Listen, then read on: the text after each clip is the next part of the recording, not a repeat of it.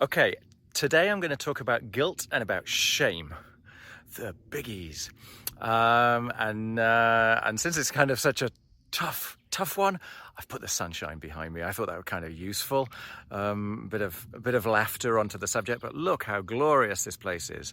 So I think this is as good a location to consider the terrible two of guilt and shame. So here's the basis of where I begin from. And this is just my perception, you're free to have a different perception. But for me, every emotion is valid and good and useful. We call feelings because we feel them in our body. I consider the feelings to be like someone knocking on the door. There is a message behind the feeling, a message behind the emotion. And most of the time, when you get the message, the feeling goes away because it's been heard. So that's the kind of the premise that I begin with. On that basis, I don't have any good emotions or bad emotions. They're all just emotions that I then label correctly or incorrectly and interpret. So that's where I begin from. So on the basis of that, let's consider guilt and shame. So guilt is I did wrong, okay? Very useful. I made a mistake. I did something which was not for the greater good. Therefore, I need to pay the penance. Okay, I need to rectify the situation. That's what the message behind guilt is. Very useful message. Shame goes one big step further. Okay, so guilt says I did wrong. Shame says I am wrong. Now, that can be useful too, right? It can be an urge to take action. It can be an urge to make changes in your life, which are so strong, so powerful, that they need to be heard. So fair enough. But a lot of shame, you have to question the origins of the shame. Okay? You have to question the meaning that you are making in your life in order to evaluate whether or not the feeling is correct. As a simpler example, and I don't want to go into the whole mechanism by which we notice emotions, but apparently most of the time, by the time we become aware of our emotions, for a start off, we're already acting upon them, but they certainly began, maybe a second before we became aware of them. And then we fit our understanding, based mostly around our expectations, to that feeling. So if you're stood at the waiting line, the starting line for a marathon, and you feel a bubbling in your stomach, you're going to interpret that as excitement. If you're considering making a life-changing decision, you can very easily interpret that exact same feeling, that bubbling in the stomach, as anxiety. So let's begin on the basis that we are fallible, that we might interpret those emotions wrongly. Because what happens is, we're at the starting line of the marathon. We feel a sense of excitement, the adrenaline pumps, we do well in the race. We're making a big decision that's going to have ramifications in our future, and the stomach makes this thing. It causes us to be risk averse. Because we're already expecting that this is a risky decision, the stomach feeling reinforces that. Yeah. So we fit the feeling to our expectation. What I'm saying, therefore, is maybe we are misinterpreting the shame as well. So be cautious about shame. I'm not saying it's not correct, but at least give yourself the permission to question whether or not it's correct. And the reason for that is this. If you can, imagine yourself really, really young, really, really young, maybe younger than you can remember your memories. This is the time, look up developmental theory. This is the time where we begin to create our sense of who we are, of our values, of our rules, our policies, our procedures, about good and bad, about safe and unsafe.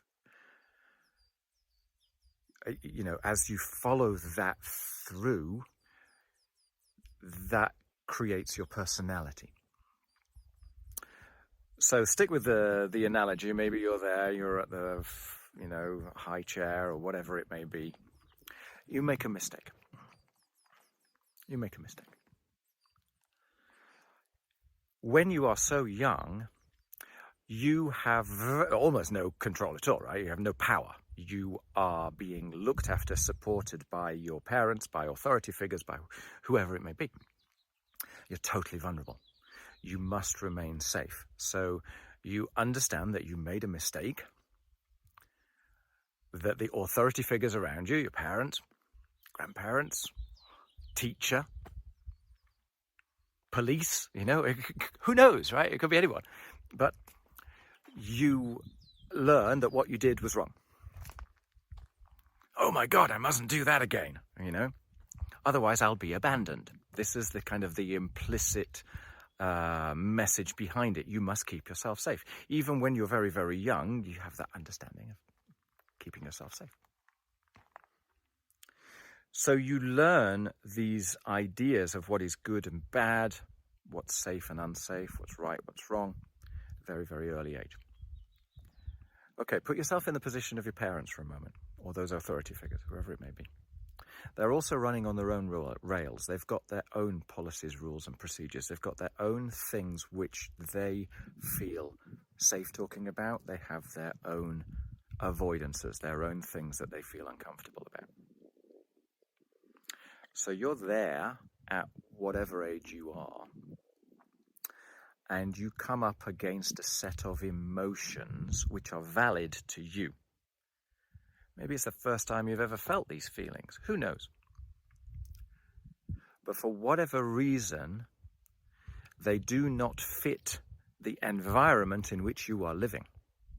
So those feelings are unsafe feelings for the environment in which you live. Maybe they make your parents uncomfortable.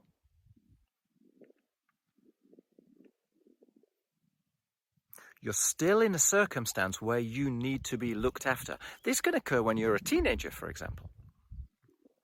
You have these feelings that are disapproved of, that are no-nos, right? Maybe they're not even explicitly disapproved of, but you get the feeling inside of yourself that this is not something to express. That's where shame comes from. Because what do you do with those feelings? You cut them off. There is no alternative. You cut them off. Otherwise, you internally combust, right? You have these feelings. They can't be expressed. And so you repress them. And the way you repress them is by basically giving yourself a story that there is an element of me which is bad, which is disapproved of. And so you get shame. And then you carry that forward. You carry that forward, and every time that there is a subsequent experience which is linked, it can reinforce it. And because shame requires silence, it's very hard to get out of shame. Because you daren't talk about it, right? Because you know it's a faulty part of you. So my question when it comes to shame is, or let's say my suggestion, really go into it. Find the source of the shame.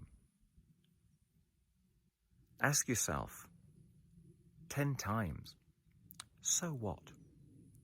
So what? So what? Find out what the catastrophe is at the end of the shame thought process. And then ask yourself, is that true? Is that valid?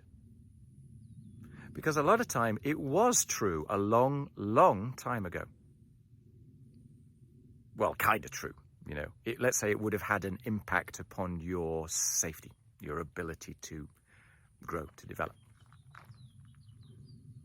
But you're not that baby, that infant, that teenager now. You have a range of options now which weren't open to you at that time. So the question is it valid? Okay. And that's a very helpful way of doing, right? So what? So what? Get to the catastrophe at the end. Is that a real risk? Is that worth imprisoning myself in a box of avoidance for the benefit? Then ask yourself, where did this shame come from? When did I learn that? Is this my shame? Actually, is it someone else's shame? Did you get this shame taught because somebody else was uncomfortable with your feeling?